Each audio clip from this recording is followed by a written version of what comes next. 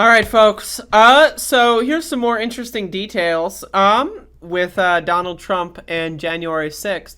So former White House officials describe Trump's habit of ripping up documents and haphazard record keeping. Folks. So, I need y'all to understand here again. This idea that we can't, that people are afraid to talk about the most corrupt president in the history of this country. This country, by the way, the United States, we're not talking about the most corrupt, president in the history of, a country that's not as terrible as fucking the U.S. But we're talking about the U.S. We have got a long list of fuck-ass motherfuckers in the U.S. presidency list, and Donald Trump still somehow managed to be the most corrupt. And here's another example of this. So recently, the National Archives, also known as the National Archives, managed to receive a bunch of documents from Mar-a-Lago. So, Mar-a-Lago being where Trump is, that is to say, he is not in a jail cell somehow.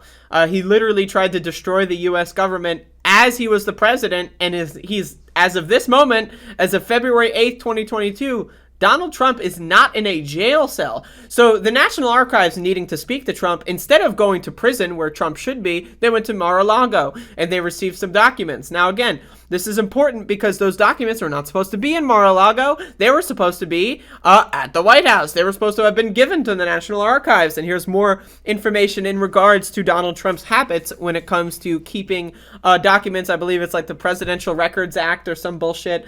Anyway, so let's read some details here. Former President Donald motherfucking ass, son of a bitch and orange man, would routinely rip up documents, drafts, and reading materials, and he took several boxes to Mar-a-Lago, where he relocated to Florida after leaving the White House, raising concern about his preservation of president records as required by federal law.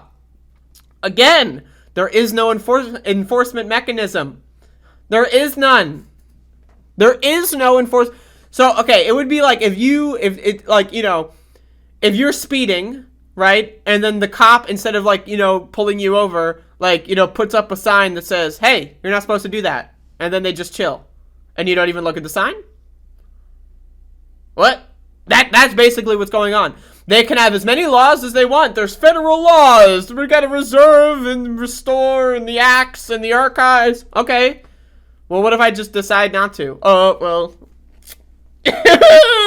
Oops, I guess that, a vital flaw has been found in the U.S. Constitution. You can just say no, and then what? And then what do you do? I don't know. Okay. 3 former White House officials told CNN they saw Trump on numerous occasions manually destroy papers he was no longer interested in or had finished reviewing, a practice that made it difficult for White House staff secretaries to preserve presidential records. Those officials said the former president sorted through file boxes in a rather methodical way, again, picking and choosing, tearing up newspaper clippings or drafts of tweets that he had rejected and tossed them onto the floor, or stacking papers he wished to hang in a disorderly stack atop his desk.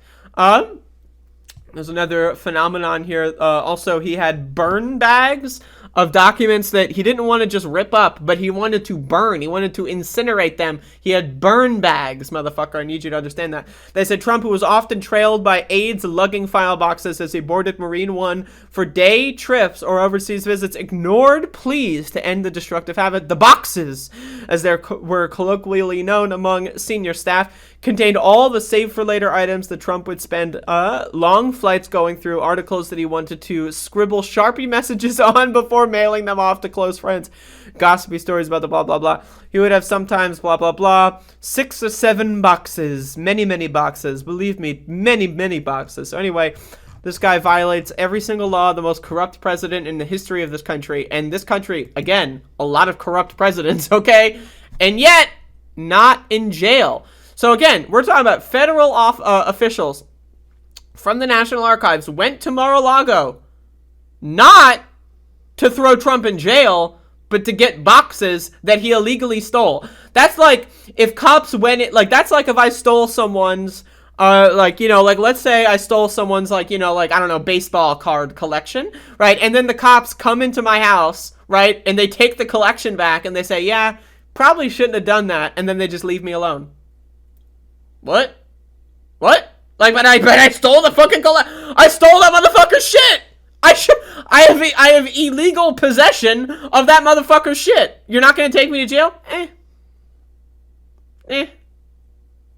That's literally what's happening here. That's what's happening. That's the story. The cops went and got the illegal property back and just said, whatever. Whatever, man. Stole it. Who cares? Whatever. Again, the most corrupt president in the history of presidents. Here's just another short list of presidents that we have had in this country. Richard Nixon. Ronald Reagan. George Bush. Both of them.